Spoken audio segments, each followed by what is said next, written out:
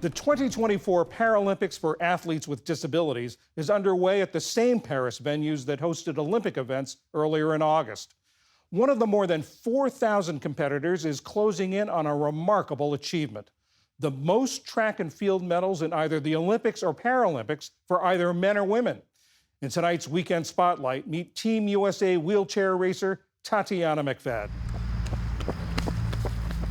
Amid the early morning joggers on a suburban Maryland high school track on a humid summer morning is one of the most honored Paralympic athletes in history, wheelchair racer Tatiana McFadden. There's still a mindset that disability is taboo.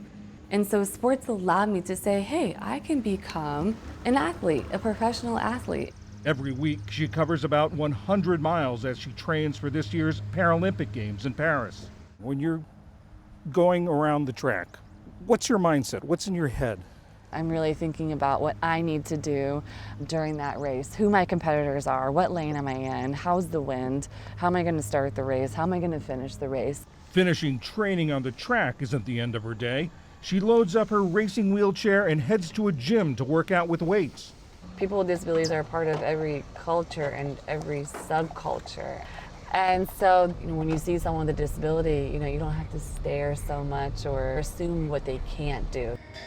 Her grueling regimen may be challenging, but she's faced challenges all her life.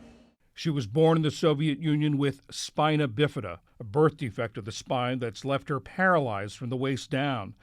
Doctors told her mother that an orphanage was the best option for Tatiana to get the care she needed, but she got no specialized medical attention. I got around by scooting inches above the floor or walking on my hands. That's all I knew at the time until the 6th year and my life completely changed. That's when Deborah McFadden came into her life. One of the authors of the Americans with Disabilities Act, she visited the orphanage as U.S. Commissioner of Disabilities. Afterward, she says she couldn't stop thinking about Tatiana and went back several times to see her. Eventually, she adopted her. That opened up possibilities that 6-year-old Tatiana had never imagined. I could dream for the first time because living in the orphanage, you weren't taught to dream. You were just taught to survive. Arriving in America, she got her first wheelchair.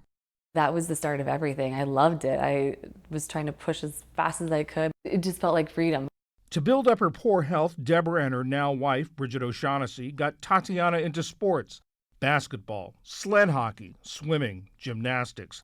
But it was wheelchair racing that appealed to her, and she began competing when she was 7. In 2004, she qualified for that year's Paralympics in Athens. Up against older, more experienced athletes, the 15-year-old won silver and bronze medals. She came home a decorated athlete, only to be turned away by her high school track team. When you go into high school, they tell you to get involved, right? And I didn't want to do anything else besides track. I was getting in line for the uniforms, and then they wouldn't give me one. Going to the track meets, they wanted to stop the entire track meet, have me go around, and then continue the track meet. And it felt really humiliating.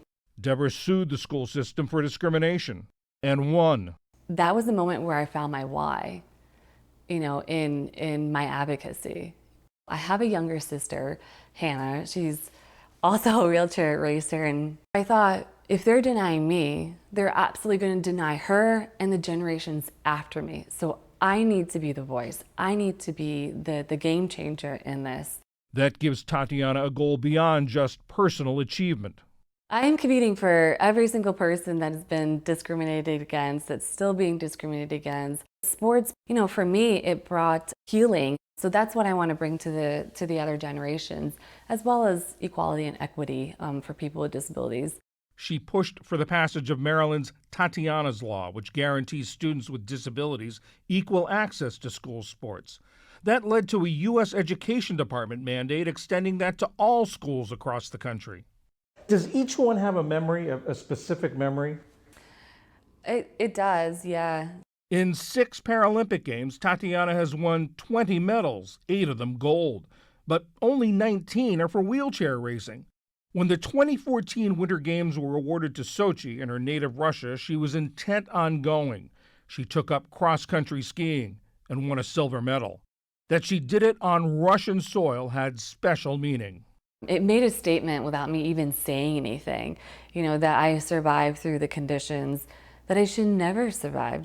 Adding to her medal count at the Paris Games could bring a big career milestone. 3 more medals, and she'll be the most decorated track and field athlete in the Olympics or Paralympics, male or female. Is that something that's on your mind? It is. It's something that is definitely on my mind and a really big motivator for Paris.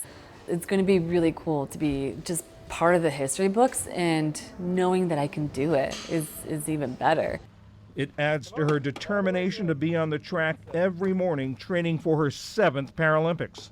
Is it still as exciting and sort of buzzing with anticipation? You know what, it is, because every Games is getting more exciting, more competitive, but the media and the sponsorships and the equality in the sport is really growing. So it's really fun and exciting. I feel like I'm in my 20s again. I love it. Tatiana's first opportunity for a medal comes tomorrow in the 800-meter race.